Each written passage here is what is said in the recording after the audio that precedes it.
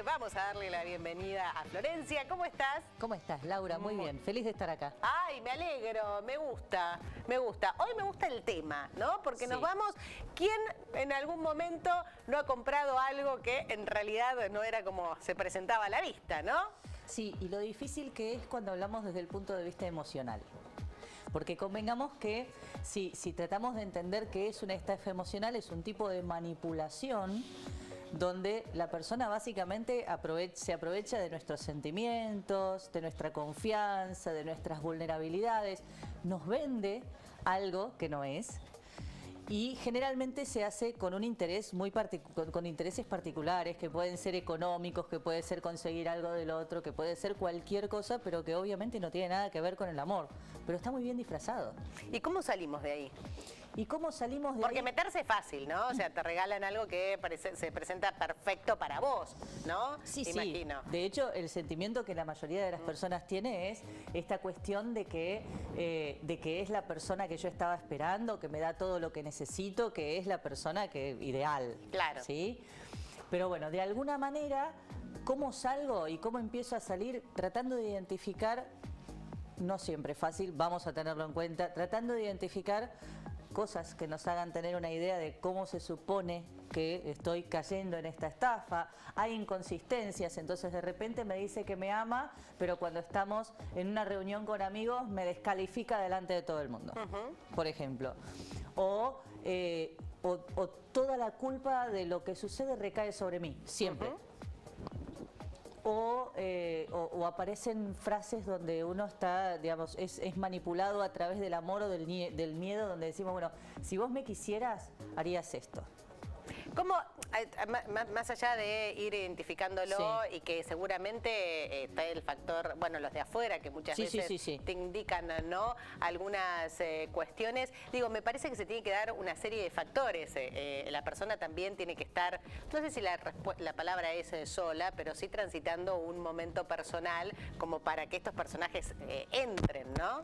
A veces sí, a veces sí, la vulnerabilidad, el sentirme más vulnerable respecto de estas cuestiones hace que sea una presa fácil y a veces no, porque la persona que manipula tiene una característica muy particular que es esta de que, digamos, tiene rasgos, en algunos teóricos se sostiene la psicopatía, la manipulación desde el psicópata narcisista, por ejemplo. Claro. ¿Sí?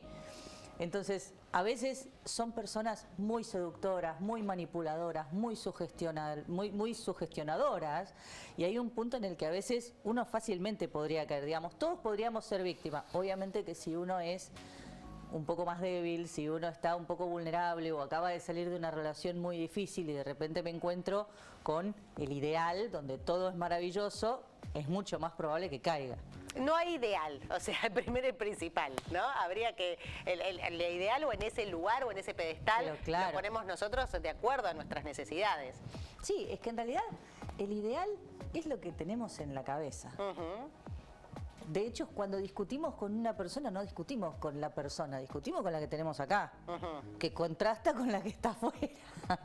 Ese es el ideal. Lo que pasa es que a veces lo difícil del ideal es que cuanto más alto vuelo, de más alto caigo. Claro. Y eso es lo doloroso de este tipo de estafas. Ahora, sí dejar algo súper en claro. No es fácil identificar una estafa emocional. De hecho, recién te contaba un par de características, un par de cosas, y esto básicamente es algo que uno en una discusión o en una situación circunstancial o en un momento de crisis de pareja lo podemos estar atravesando, y eso no quiere decir que es la constante de la pareja. A veces una de las sensaciones es que, nada, estuve con esta persona, estoy viviendo esto y no me siento tranquilo y en paz, nunca. No es que a veces no estoy en paz, a veces puedo no tener paz, pero que nunca sienta paz, que nunca me sienta tranquilo, que siempre esté confundido pensando, soy yo, es que es mi culpa, soy yo que estoy haciendo algo y no que la otra persona está ejerciendo algo sobre mí. Pero empecemos por esto, que no es fácil ni identificarlo ni salir. Y una vez que lo identificamos, ¿no? Llega al consultorio, Sí. vos ¿no? Te das cuenta de estas cuestiones, o mismo, ¿no? Si del otro lado están con un amigo, con una amiga que se dan cuenta que están pasando por este proceso, más allá de que no es fácil salir, ¿en qué me apoyo para seguir adelante? A ver, primero que nada, apoyarme en esta cuestión donde poder entender que necesito reconstruirme después de haberme sentido en lo más bajo de todo.